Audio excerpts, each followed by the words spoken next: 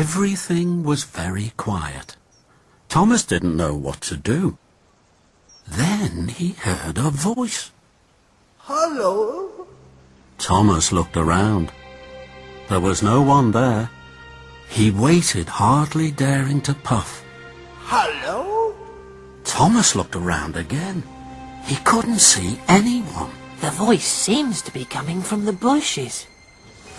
Very slowly, Thomas chuffed forward into the bushes. The branches crackled and crunched. Then Thomas gasped. His eyes popped wide with wonder. There, on the other side of the bushes, was a very old engine. It was broken and rusty. Thomas felt scared. He didn't dare speak. Then the old engine smiled at him. It was a little frightened smile, but it made the old engine look kind and gentle, and it made Thomas feel less scared. Hello. Too bad your brakes failed. Doesn't that always happen when you're on a hill? The old engine smiled again. Thomas wanted to smile too, but he was scared. He didn't know whether to speak, toot for help, or race backwards as fast as he could chuff. But Thomas didn't move.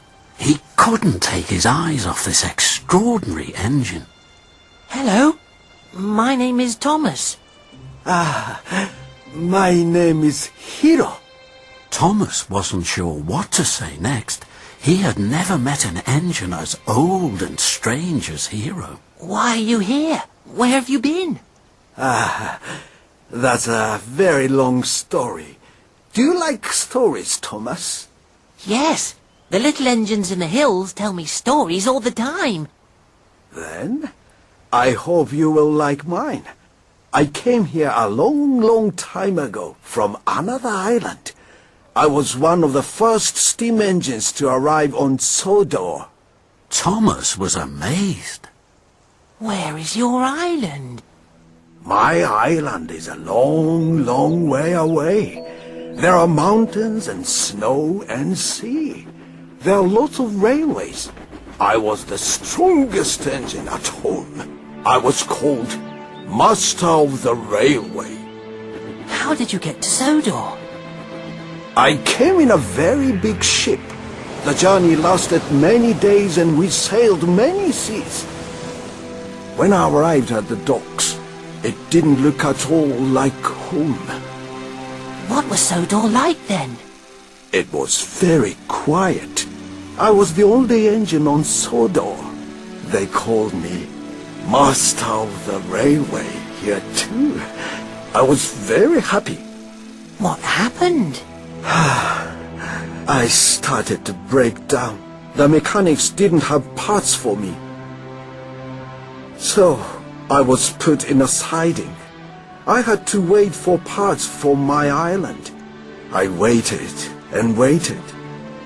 And now, I'm sure the parts will never come. Thomas's eyes were wide with wonder. Do you miss your home? Yes, I do. I miss being master of the railway. Thomas looked at his sad new friend. He felt sorry for Hiro. I know. I'll go and get the Fat Controller. The Fat Controller runs our railway now. He'll know how to help you. No, no! Please don't do that. You must not tell the Fat Controller. Thomas was surprised. Why?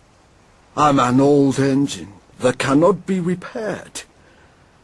I know what happens to old engines that cannot be really useful. They're scrapped and sent to the smelter's yard. That's not fair. That's not right. That can't happen to you. Thomas could see that his new friend, who was once master of the railway, was now old, alone and scared. So Thomas made a decision. I will look after you, Hiro. I won't tell the Fat Controller until you are fixed. You are safe with me. I'm sure I can find the parts to fix you. I promise I will make you a really useful engine once more. I will make you master of the railway again. Hero smiled the biggest smile he had smiled in a long, long time. Thank you, Thomas. Thank you for looking after me. Thomas puffed with pride. Later that morning, Thomas was at the Sodor Steamworks. He was having his brakes fixed. Thomas liked the steamworks.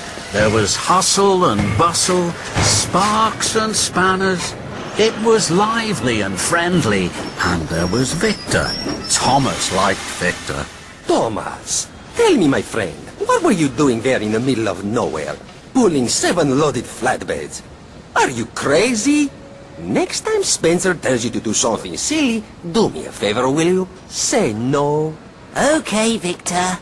Thomas had almost forgotten about the contest with Spencer. His boiler was bubbling with excitement over Hero. He wanted to tell Victor, but he knew he couldn't. Other engines might hear, and then someone might tell the Fat Controller. So, there you are, Thomas. Broken down, I see. 7 flatbeds must have just been too heavy for you. Good morning, Spencer. Well done. Spencer was amazed. He wasn't expecting Thomas to be cheery. What did you say? I said good morning and well done. Do you have a job to do, Spencer? Or are you just going to stand here chatting? You're taking up a lot of track. Spencer was shocked. No one speaks of me like that. Then Spencer slid away, sneering. He's all silver steam and bossy boiler, that one. Thomas laughed. He liked Victor. Okay, my friend, you're all fixed. Please stay away from Mr. Silverstein. The Fat Controller needs you on your branch line. Thank you, Victor.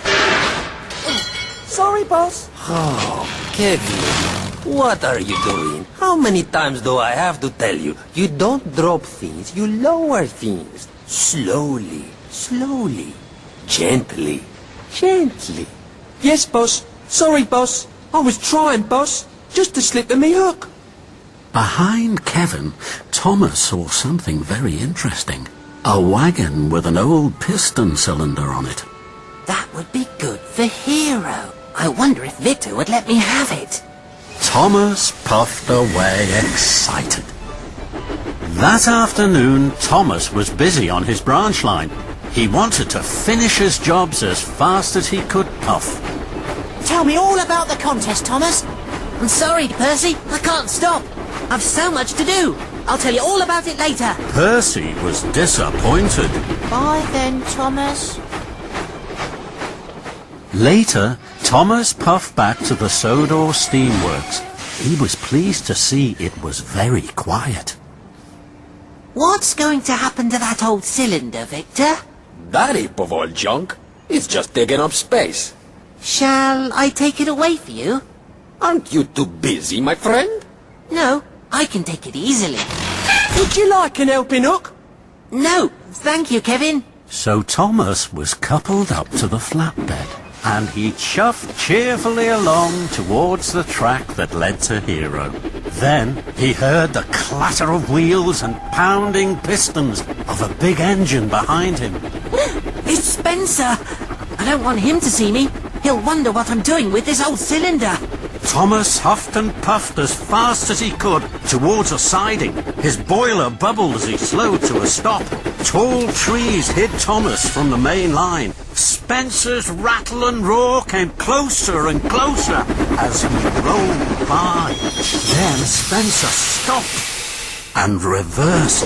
He was on the other side of the trees to Thomas. Thomas hardly dared puff.